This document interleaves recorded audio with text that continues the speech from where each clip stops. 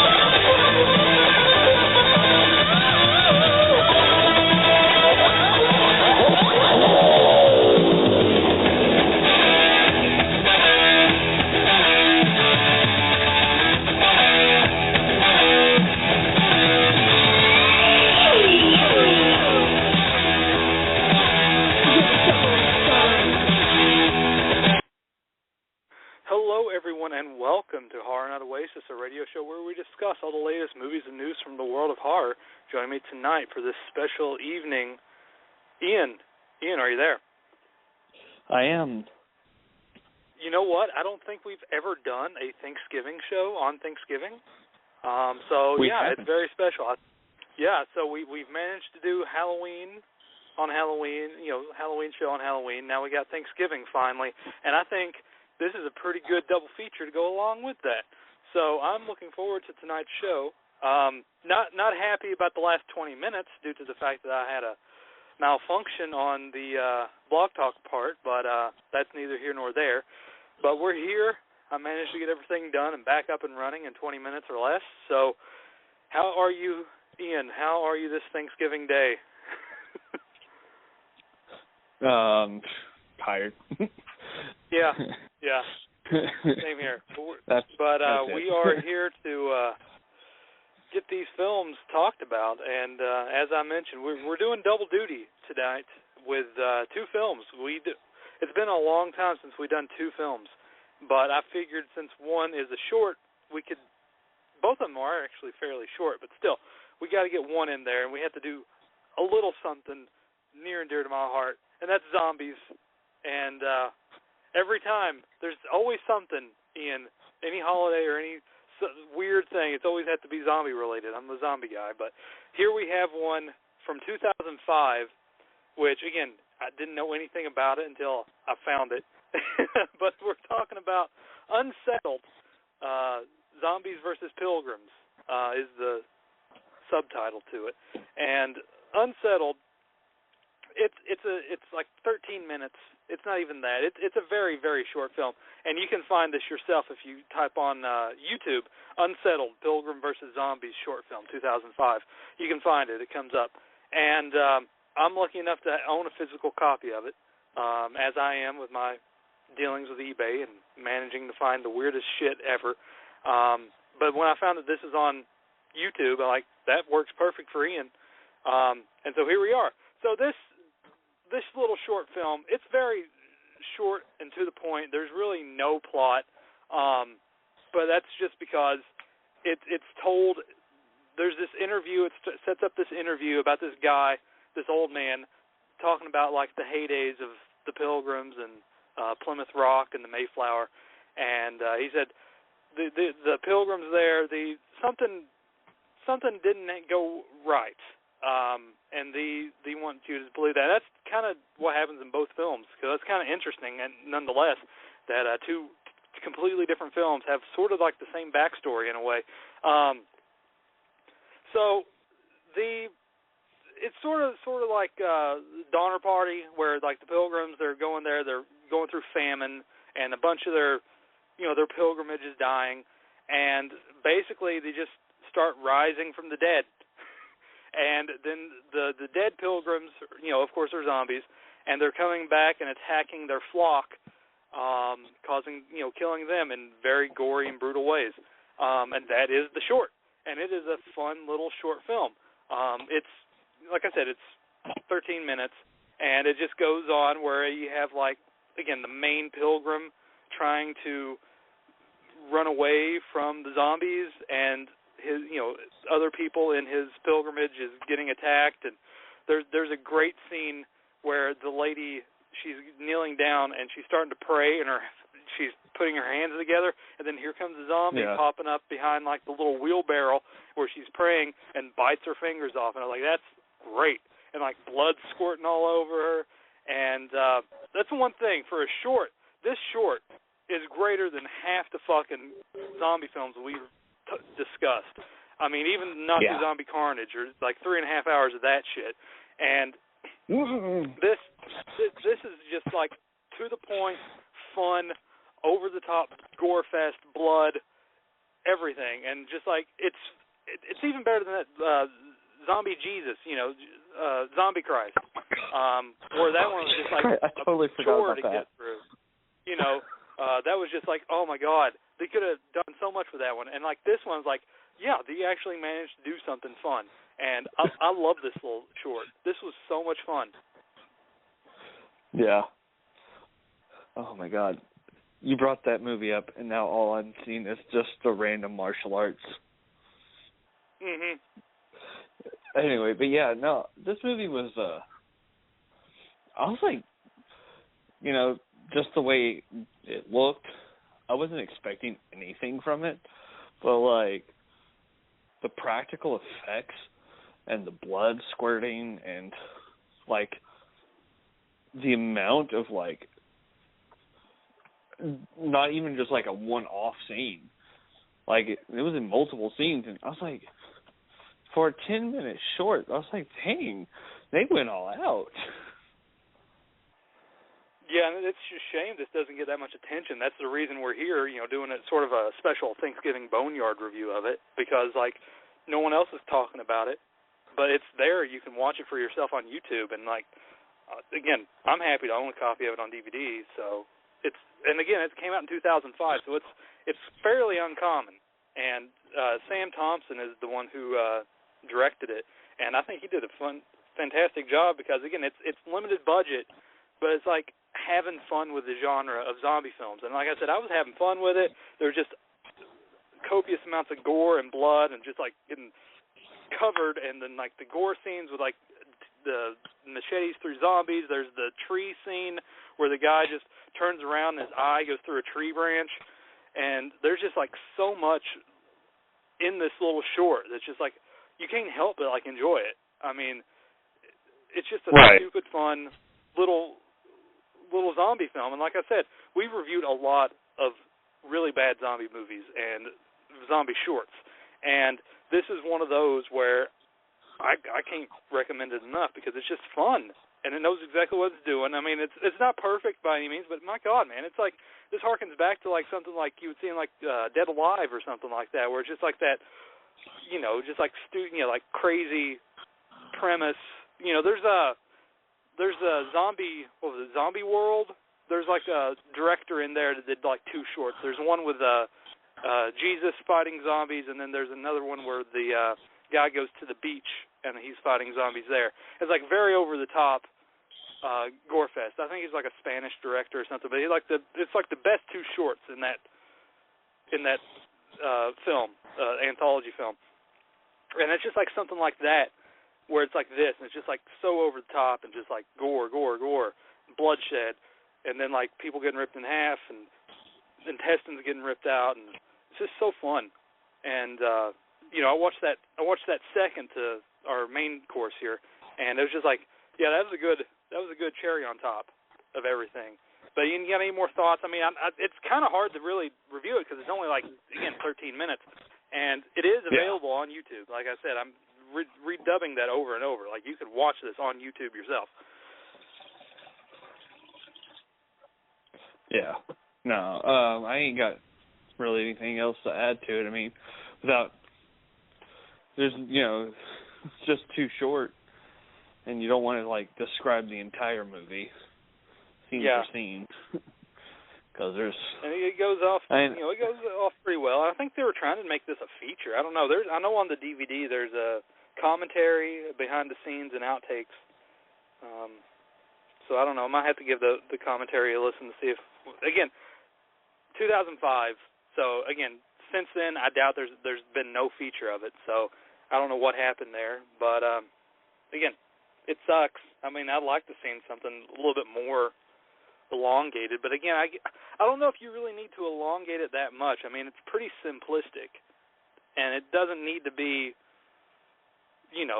30 minutes like Zombie Christ. It's just like you can take a premise and elongate it, and it's not very good, or you can have it something short and simple, and it's fun as fuck. So it's kind of a catch-22. Exactly. So yeah. But that is Unsettled, and I'll repeat myself. You can find it on YouTube. It's from I think one of the producers. Yeah, J.D. Raymer, his YouTube channel. Is on there. So, yeah, that's Unsettled. So now we go from zombies, gut-munching zombies, into cannibalism. And my goodness. So here we are. This is one that came out last year. The Blu-ray came out from Scream Team Releasing. I just got it this past, when I went to Scarefest. I had to get it because I wanted this, because I need more Thanksgiving horror in my collection. And I'm pleasantly surprised. I'm kind of happy I bought it. You can get it on their website and everything like that. And it's on Prime because that's how you watched it, Ian. So you can watch it on Prime as well. But The Last Thanksgiving, it's another short one. It's only an hour and 12 minutes, so it was very to the point.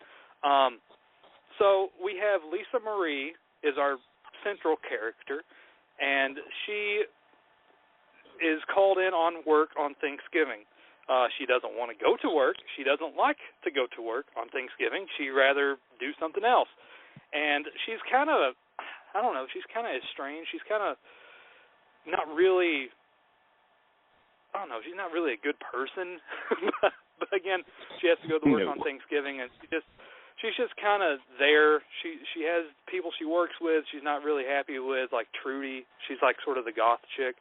And then you have like a gaggle of characters. You have the two cooks that are friends, have been friends for a while. There's a little bit of world character building, and then you have her. I don't even know again who's her friend or who's not. I guess it's just she's friendly with the owner of the diner's dad, who's a paraplegic, because he reminds her of a family member or someone who was old or passed away, and that's the reason she's nice to him. And then you have the gay guy. Again, I'm sorry, I didn't write names down, but like the gay guy who's attracted to the black guy. I think his name was Tyrell, so it was kind of easy to remember that. And so there's that, and then there's the owner of the store, the restaurant, and they're like, okay, this is what we're going to do. We're going to clean up the restaurant. And if no one comes in after we clean up, you can all go home. And then here comes Linnea Quigley in the door, and everyone's like, oh, fuck off. Like, well, fuck. And so Linnea Quigley's there, and she's just, again, not a big role, but it's for what role she has, it's good enough. And then we were introduced to, what was his name? I didn't get his name, did I? Kurt. And this is where we get our aspect of the film. We have this family. Kurt, I guess his wife, I don't know, his sister and his brother, they're basically cannibals. Short and sweet point. And what they do, because I kind of have to bring this up first because there's no reason to bring it up later, is that if people are not celebrating Thanksgiving with their family, they kill them. And they bring them back to their house for Thanksgiving dinner. And not for food, for the feast. The our dinner. And so we have Kurt there and his brother,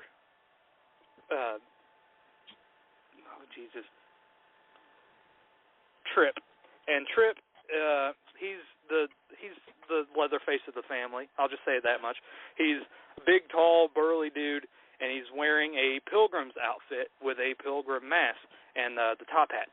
And he's disfigured. He has a disfigurement under his face, and that's the reason he wears the mask. And so Kurt goes into the restaurant, and he's acting, hey, I want to get a job. I want to learn things. And so they're going back and forth, like showing him the ropes of everything. And again, Lisa Marie's not having any of it. She just doesn't want to be there. Like, I'm taking the trash out, and I'm going out and doing this and doing that. And she goes to see her boyfriend later on, who runs a theater. And so, like, again, there's just, like, small conversations here and there. It's all, shortened to the point because it's only an hour and 12-minute movie. And basically, Kurt and Tripp and his sister attack those in the restaurant and start killing them off. And that's technically the gist of the movie. Some of them run away, some of them barricade themselves, and it's just not really a cat and mouse. It's just they're just there to get dinner. And I honestly thought it was a fun little movie. It was a little bit gorier than I expected. It wasn't over the top gore fest like Unsettled, but there were some decent practical effects. There was a wisp in the eye, and then there's a couple other scenes with like Linnea, and then later, especially towards the end, there's way more deaths. There's even a montage of deaths later on. So that was pretty cool. And like again, it gets a little crazier at the end. Like they do their whole Thanksgiving dinner scene, and there's a lot of things that go down there, and I don't want to really get into it. But it was really fun, just seeing the crazy aspect kick up a notch. But yeah, I had fun with this. I mean, it's not perfect, but honestly, there's not many Thanksgiving horror films, and this one actually was really fun. I had fun with it. It was a fun little slasher. I wouldn't, holiday feast. It just gets a little crazier. There's a few aspects here and there that's like, okay, they could have trimmed that, like the whole boyfriend aspect in the theater. Like that kind of got a little elongated, didn't really do that much. And the one film that, again, I can relate this film to that probably more people have seen, it's not on Thanksgiving, but it's on Halloween, and that's a film called Gravy, where it's about a brother and sister family, and they go to a restaurant, and then they attack the patron, the people that work there, and start, it's also cannibalism, and it's also on Halloween and the whole thing there. So it's very sort of similar to Gravy, The Last Thanksgiving is. And, just throw in some like Texas Chainsaw Massacre stylings in there with the big burly Leatherface guy in a pilgrim outfit, and you kind of got The Last Thanksgiving. Like I said, it's pretty fun, and it's not. Some of the dialogue's a little hit and miss. Especially like Lisa Marie being entitled, and then you have the goth chick just wanting to smoke all the time, and her character, and there's just like some things don't get like fleshed out too much, but there is some good gore that I don't want to give into because I don't want to give anything away. But yeah, it was fun. I didn't really have too much problem with it. It was just a good, short, quick watch. Again, a few little minor things here and there, but it was a very decent little movie. Ian, your thoughts, and then we'll go back and forth. All right. Yeah, there's just a few parts that I was kind of just like, I felt was dragged on a little too long, especially for as short as it was. The boyfriend scene was definitely one of them. But overall, I liked it. I thought the gore was pretty, nice. I also wasn't expecting much, but I was pleasantly surprised. I kind of liked that there was just a, to the point, got a little bit of a backstory, and nothing like too much details into the backstory, just like this is why we do it.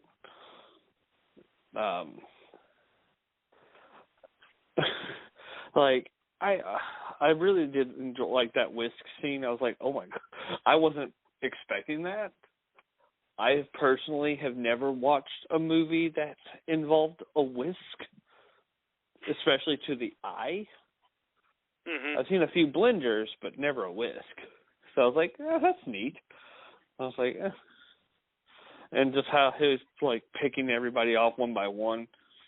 Also, like, I love movie logic because I was like, yeah, I get that everybody in the town is with their families or whatever, but when they're, like, going through the town driving, I was like, where the fuck's the cops? I was like, there's always got to be a police officer somewhere on duty, and I was like, the roads are way too empty. I was like, where's the people leaving their families angry? Except for that one car. And that was kind of funny.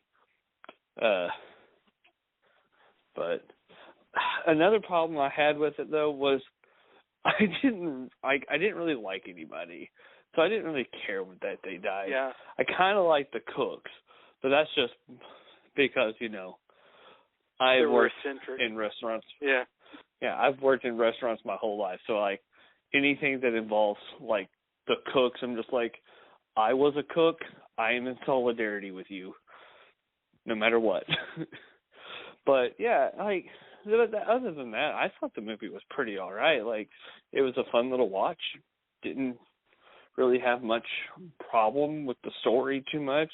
Everything seemed to fit together the way that they were trying to make. I got like you said, it was pretty to the point, and it didn't seem like it veered too much like some of the movies that we've watched, where it's just like the plot just goes completely to the left field for no reason. Yeah. It was like, what's that one Christmas one we reviewed?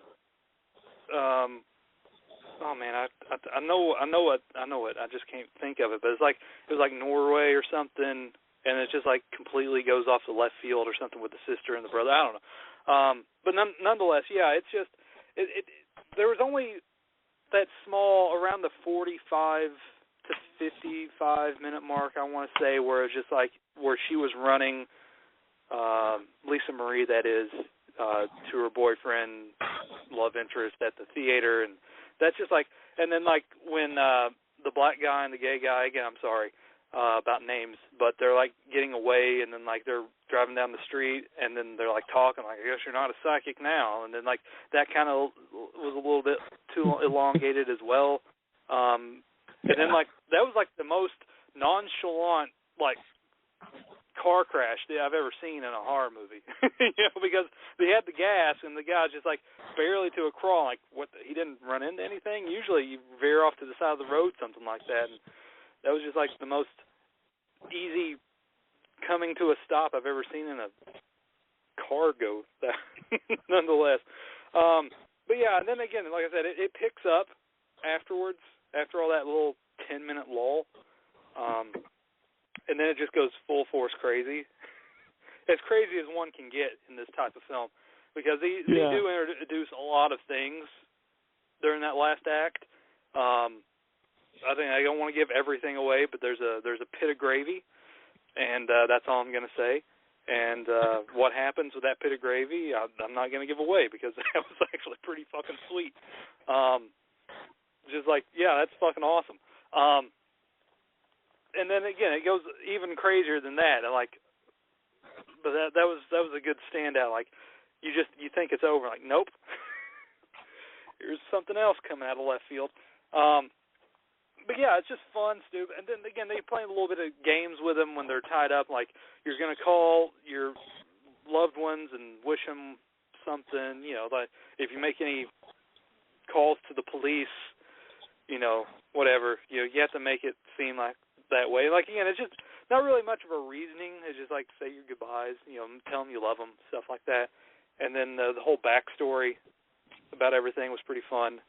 And then the killing montage was fun, and the gore was good, and especially what happened to Linnea. Not afterwards, the crotch shot. That's all I'm gonna say. I wish you got a little bit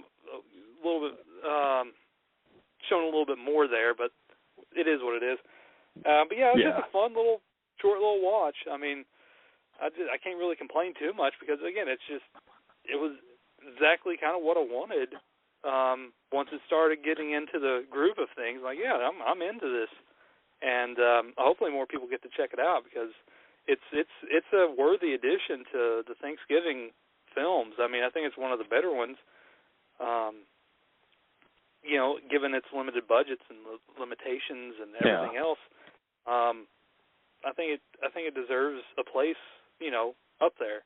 Again, there's not many. You know, there's Home Sweet Home, Blood Rage, and then like the faux trailer and Grindhouse, you know, Thanksgiving, and then there's Thanksgiving 1.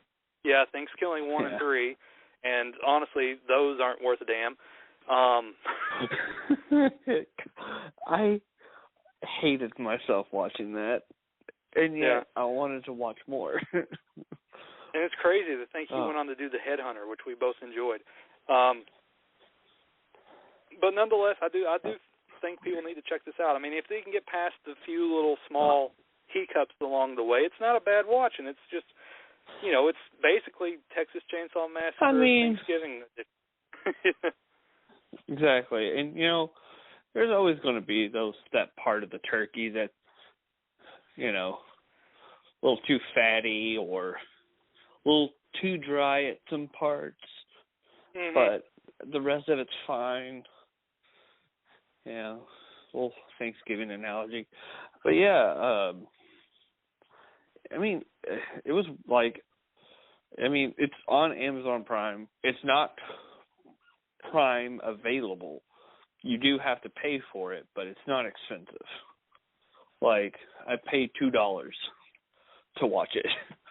$1.99 plus tax.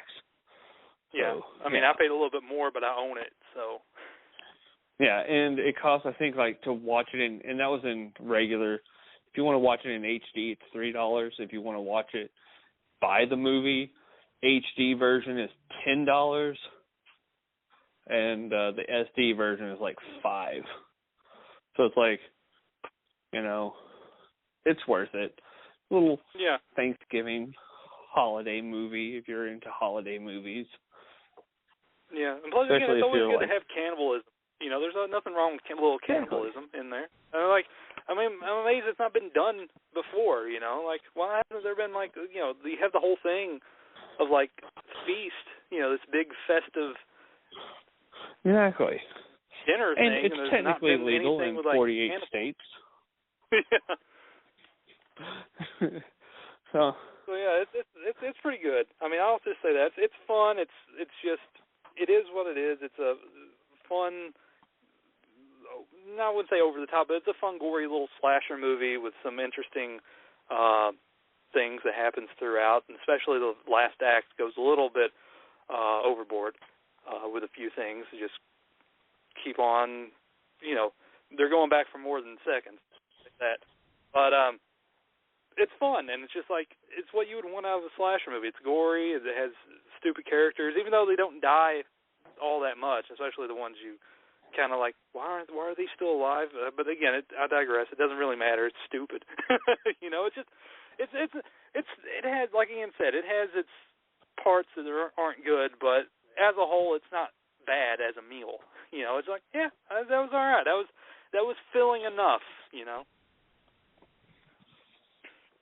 And again, it's a very trim, you know, short watch at 70 minutes, so you can get in there and get out, and you're not spending a lot of time. And again, we watched both of these, and it's the same length as the feature, so it was pretty cool to watch two things and didn't have to spend too much time on it, you know.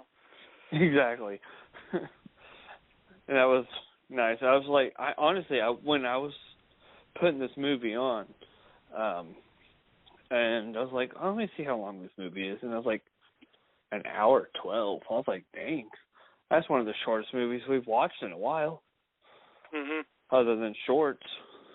And I was like, I was honestly kind of worried that it was going to be too short. Like, they just didn't add enough into it. But honestly, I feel like what they did, they worked within their time, and They weren't, and that's what I like about it. Is it didn't feel like they just threw things in too much just to throw things in, like completely pointless scenes. And I know we've seen movies like that where it's just like, this didn't need to be in there. Like, they literally could have cut this whole, 10-minute scene out, and it would have been the exact same movie. Trimmed it down, made it an hour long. And I'm glad that they didn't, try to force that. And that's what I appreciate when there's hardly any pointless scenes. Yeah, they pretty much started up 12 minutes into the movie, so that's when they introduced the brother into everything. Yeah. They sort of a foreshadowing of what's to come when they introduce all right, I'm going to go out, see ya, and then they introduce Trip and all that. And so a little foreshadowing. So it's again 12, 15 minutes, and then a little bit of reconnaissance on his on Kurt's behalf, and then the murder starts happening, and then that's when everything starts going, and that's all the way up until again from 12 minutes to the 45-minute range to 50 minutes, and then once that then that's the whole thing, and then we're introduced to the last act that takes place at the house, and it's very there's no, even threw in the backstory. Even backstory. And I was literally clicked all the check marks, how well they transitioned from opening to middle to end, how they just transitioned everything, and it did feel like it flew pretty well. They really were trying with this movie, but also trying to have fun with it. I could tell that this was definitely a passion project. I did really like the theater scene when after the boyfriend gets killed and his blood goes all over the camera and everything turns red. I was like, okay, this is kind of a cool cinematography scene right now. This is just an artsy-fartsy scene that I kind of enjoy those kinds of things. So I was like, ooh, this is nice. I was like, that's a nice little way of doing that. Especially Santa conquers the Martian. Hell, man, I'm glad to see that and Night of the Living Dead. Usually it'd be Night of the Living Dead. It's always usually Night of the Living Dead or Nosferatu. Yeah. And everything that was a good little something else out of left field. So it's fun. Yeah. And again, it's stupid enough, and it fits the way the film is, just it's, sort of not serious. It's Santa conquers the Martians. I mean, come on. You kind of know what kind of film you're in when, the film they're using is Santa conquers the Martians.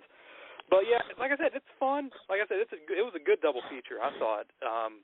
This Unsettled and The Last Thanksgiving. I really enjoyed, because they both worked perfectly for some reason.